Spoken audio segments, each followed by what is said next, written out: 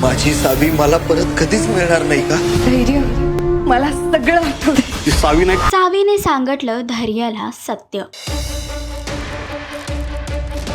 दामिनी करणार सावीवर पलटवार. जुळली गाठ ग या मालिकेच्या आगामी भागामध्ये एकीकडे धैर्याला सावीची काळजी वाटत होती, तर आता सावीने धैर्याला सर्व सत्य सांगितले आहे आणि तिने हे देखील सांगितले आहे की त्याची पूर्वीची सावी आता त्याच्या समोर उभी आहे. तर दुसरीकडे दामिनी धैर्य आणि सावी या दोघांच्या विरोधात एक नवीन योजना आखत आहे. धैर्य, मला सगळं आठवलं. ती सावी नाही. धाकल्या मालकाला सगळं सांगल. तुमची सावी बरी झाली. तर दामिनी आणि सावी या दोघांच्या लढाईत धैर्य आणि सावीच्या प्रेमाची हार होईल का?